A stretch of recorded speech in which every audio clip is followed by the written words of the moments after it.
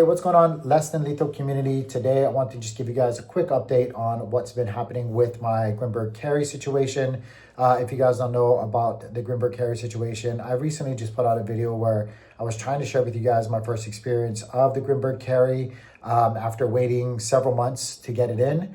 Like many of you guys, I'm not a unique situation at all. All of us have been waiting patiently for our Grimberg carries. Also, if you guys don't know what a Grimberg carry is, like I said earlier, it is a less than lethal tool for self-defense, and it is a rising star as far as less than lethal launchers goes. A lot of people have been patiently waiting, like I said, for the arrival of their order of the Grimberg carry.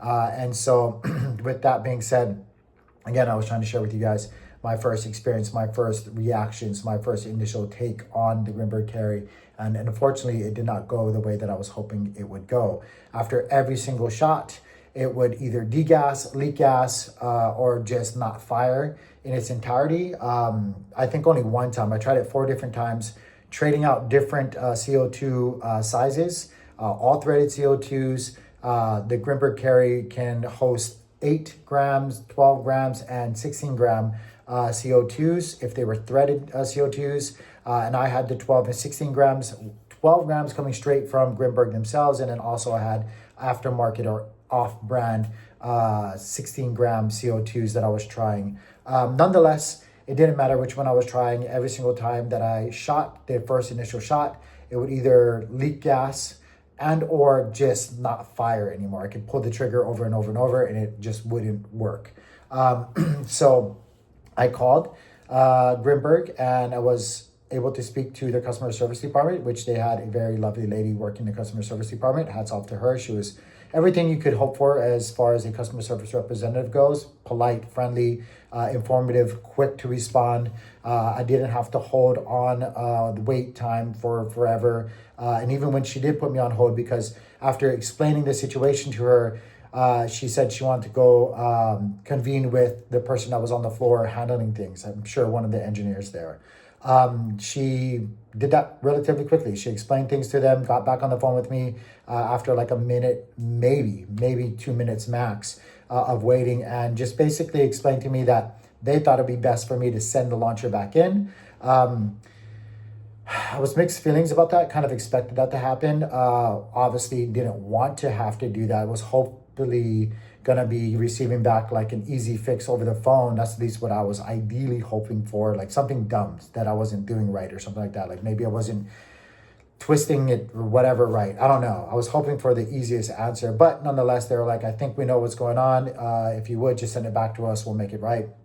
I will give a little bit of feedback, because she did say, well, you could send it back and it's going to be no extra cost to you to receive it back. And I was like, I still have to send it, which means I'm covering the cost. It cost me about $15 from where I'm at to send it back to where they are. And granted, $15 is not much, but you got to remember, like, the gun, the launcher itself, or the tool is like $650 in itself, right? And so I had to wait almost half a year, pay a really high premium in comparison to the competitors that are out there, and then being told, oh, send it back to us after all of that, and have to come out even $15 was just like, ugh.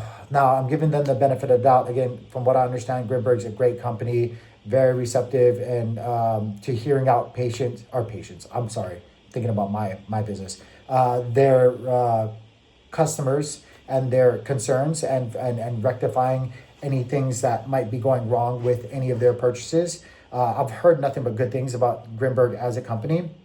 I will say though, to have quality control happen supposedly, because when you get these launchers, right, there's a little sticker or little card inside that shows that somebody tested it, they initialed it and all this other stuff. And to like wait for as long as we all waited to get the launcher in, to see the card in there, and then to have mishaps happen, like not just me, but apparently a lot of other people have had the same thing happen after just the first initial try or experience with the launcher, is just kind of a letdown, right? It was kind of a real big bummer. I've heard from other people where they had similar things happen and they were told to send it back as well, and they've waiting another month, right? Like they sent it back and they're still waiting. And that just kind of sucks, right? Like, so quality control, I don't know. I'm giving them the benefit of the doubt. Something's got to get better about it all. Now, granted, I am a small business owner. Like I said, I understand that lemons and things happen. So I'm like, again, it is what it is kind of thing. What more can I do? And I'm not trying to dog Grimberg at all about it, but man, the things that are out there in comparison, the competitive items that are out there that you are competing with as far as your less than lethal launchers, they're not having these kind of wait times and they all have issues, but they're not having these kind of wait times, which again, I can't really dog them about it. It's a smaller business, if you will. They are doing things in-house and they're trying to do things as best as they possibly can. So I'm giving them the benefit of the doubt. But again, nonetheless, still as a retail consumer, because that's what I am, right? Kind of let down about it. And then I just want to kind of add on to all of that. So that's that right now. I'm just patiently waiting. We'll see how long it takes for it to get back to me, and or if there's any line of communication that they open up about the process of it. I would definitely recommend doing that if Grimberg ever watches this.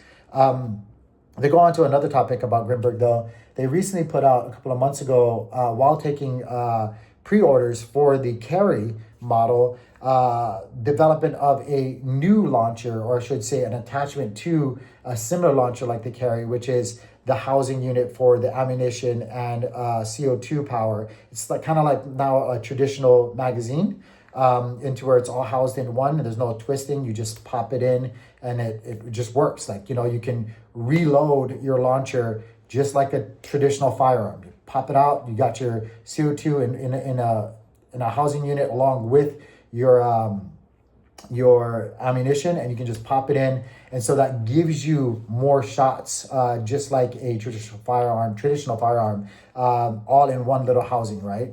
So with that being said, I think that looks awesome. That would be a game changer for all of these launchers. If you guys can do kind of like, it's similar to like what Burner and stuff is doing, right? But if you guys can do that with the kind of power and the hype that Grimberg has, because there's some people that they just rant and rave about Grimberg's power. Now, granted, it's Grimberg carries less power than the X68, which I have. I have the X68 pistol. Love it. It's a little larger than normal firearms and or this launcher in particular. But if you can condense all of that with just minimal power reduction or joule output, right? I think being able to incorporate that kind of technology into the carry or a launcher similar to that, as far as power goes, that's going to be massive, right? One of the big things that some people say about Berna is like it's just too weak. They have all of those features, but it's just too weak. People are looking for power, stopping power, deterring impact power, like whatever you want to call it, right? That's what they're looking for. And so the X68 and Grimberg, like they fit that hole. They fit that need for a lot of people. And so if we can incorporate that technology in either one of those, but it's more specifically the Grimberg carry, because this is started off as a Grimberg conversation, that's going to be game changing.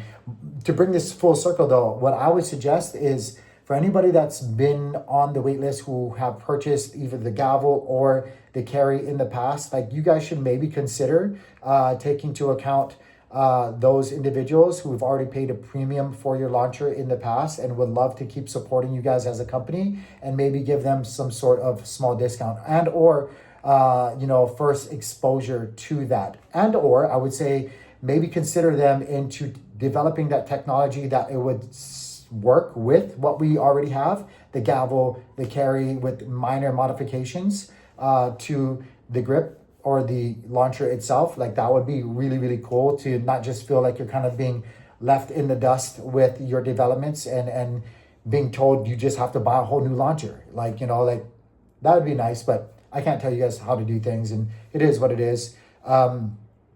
Anyway, so yeah, that's the situation. That's what's been going on with everything. Hopefully I can hear something back shortly. If not, I'll keep you guys posted in any case. I hope you guys are all doing well. If you guys could, don't forget, like, subscribe. It really helps a brother out. I'm just a dude, not claiming to be an expert in any of this. I'm just an enthusiast, somebody that finds all this stuff fascinating, and somebody who practices self-defense on the regular. If you guys can see, I caught a shiner from jiu-jitsu. I'm a coach in jiu-jitsu, purple belt.